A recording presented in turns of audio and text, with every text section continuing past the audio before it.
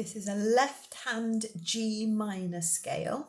Here is middle C, so you are not 1 G but 2 Gs below middle C, and you put your little finger at the bottom there.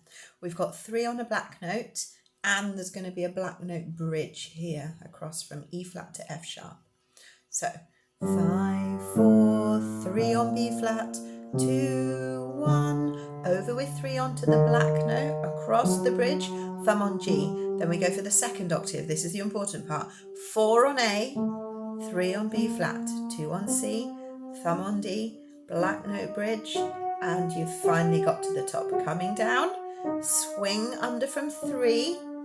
Don't forget 3 on B flat, 4 on A, so that thumb is halfway down on G, back onto the bridge, cross the bridge, under to D, 3 on B flat.